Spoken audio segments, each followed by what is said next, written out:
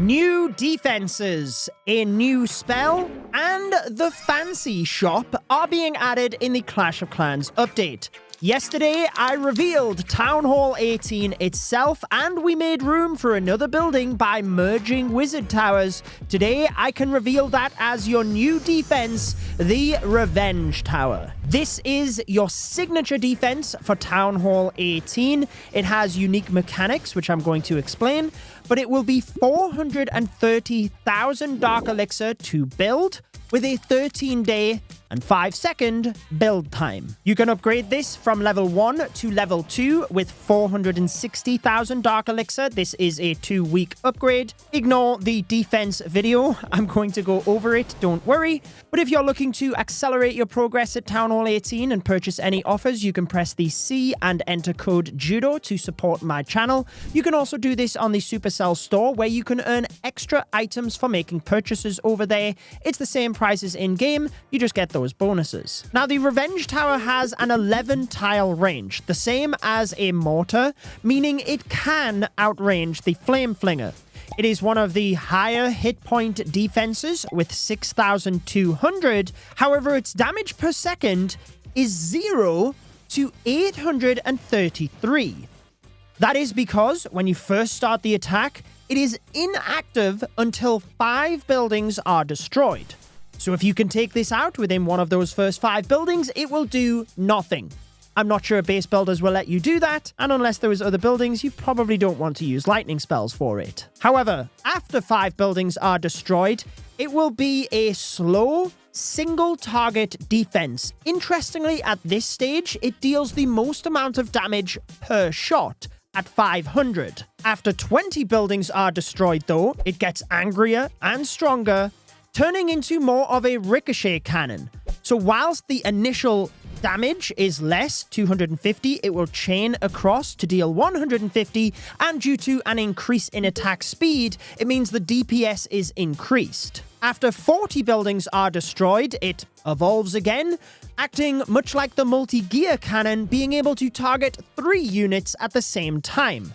This is where it is then at its maximum damage per second. So it goes without saying that you want to try and take down the Revenge Tower early in the attack, but I am sure base builders will use this to their advantage and try and bait that area of the base. Moving along to the new spell then, this was teased in yesterday's video, but you can upgrade the spell factory at Town Hall 16, unlocking the Totem Spell. I am going to break down all of the mechanics of this. However, it is a 24 million elixir upgrade with 13 days. You may be using a Book of Building on the Town Hall itself. However, this is equally a good upgrade to use one on. Interestingly, you can upgrade the Totem Spell to level 2 at Town Hall 16 and then to level 3 at Town Hall 17.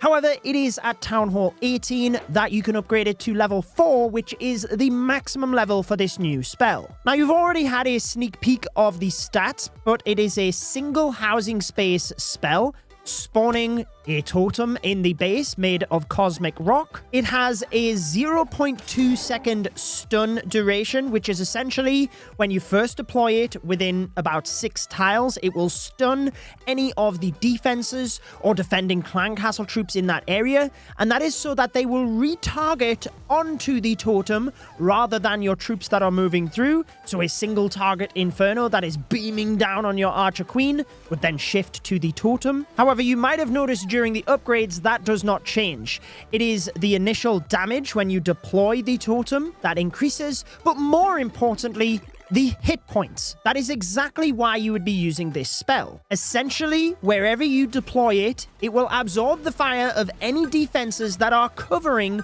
that range. It's just that the stun and the retargeting of defenses is within that 6-tile range of where you first deploy the totem. At 13,000 hit points though, this is greater than a max level golem.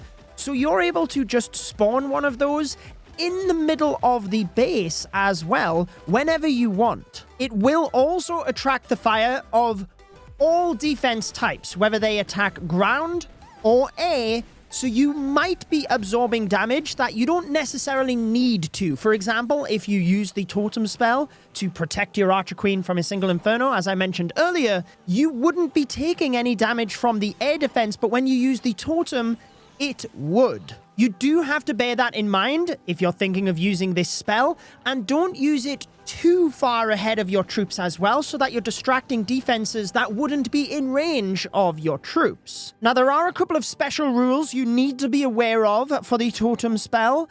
It will not trigger any of the defending spell towers. It will also not lure defending clan castle troops or trigger any of the traps. Giant bombs, skeleton traps, nothing like that will be triggered with the totem. You also cannot use an ice block on top of the totem whilst it acts like a troop and has the hit points, so as soon as it loses those hit points, it will go down. You cannot use the ice block spell on top of another spell, so do not try and use that with the totem. With that said, I do think it's a fairly easy spell to use. You don't need precision placement.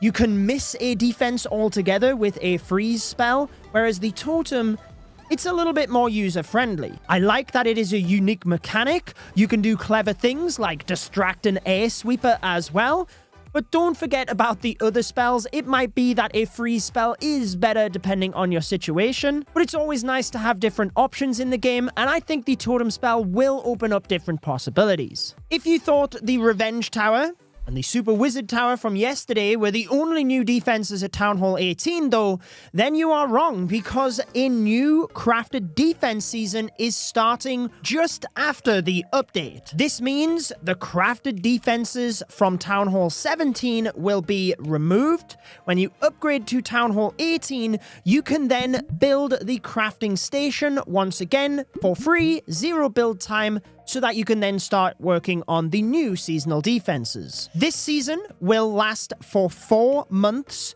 so we'll see whether that is now the cycle that they land at. It is important to note that the crafted defense season won't start until shortly after the update, probably a couple of days. However, the 3 defenses, I'll go through them all here, are the Hero Bell, the Bomb Hive, and the Light Beam. Starting with the Hero Bell, this boosts your defending heroes' damage and hit points.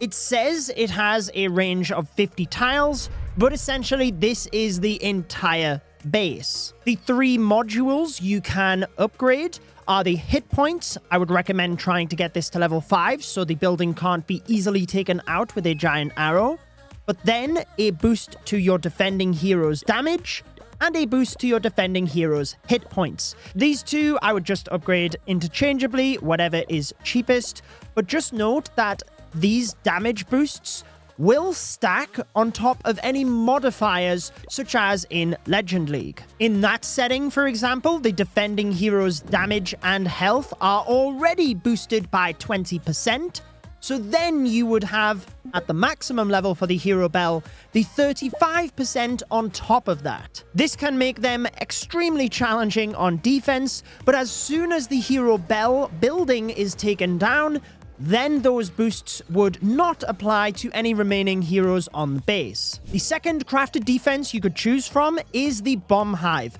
This acts similar to the Flame Spinner from the previous crafted defense season, how it will just fire the bombs no matter what, and the range goes up to 20 tiles at maximum level. Because it will fire these even if there's no troops in range, or if there's no troops visible, this means that Royal Champion charges could be a nightmare versus this defense. Whilst you might want to also consider getting the hit point module up to level 5, so it can't be taken out with a giant arrow, you really do want to have the damage and the tiles maximized as fast as possible for this, if you are wanting to try and defend versus Royal Champion charges. So I feel like this will be a really good all-round defense when it comes to this crafted season. However, the final one is the Light Beam. This defense, you would only have to upgrade the hit point module to level 4 so that it couldn't be taken out from a giant arrow.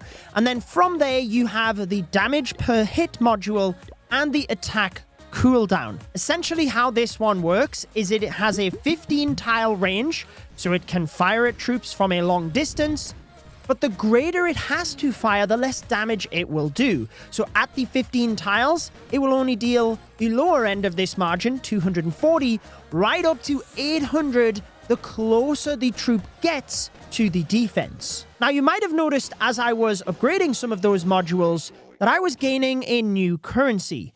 These are Sparky Stones, which you can spend in the new Fancy Shop. This was the point system and unique cosmetic that they announced, which I covered that information on my second channel, Judo Sloth 2.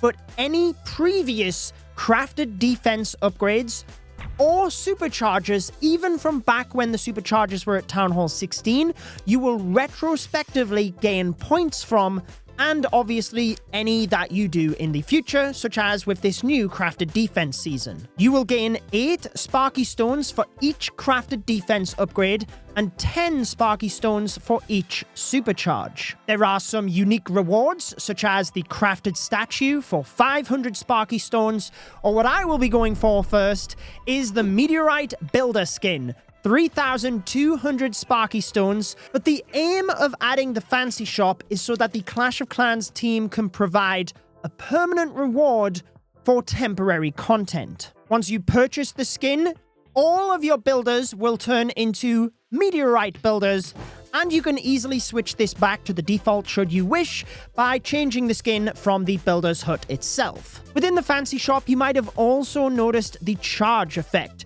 This can be purchased multiple times in order to apply the supercharge effect to any of your decorations. At the moment, once you apply this, you cannot remove it. However, their wording implies that they would be looking to add that feature in the future. As part of this update, there is also some improvements to ranked mode.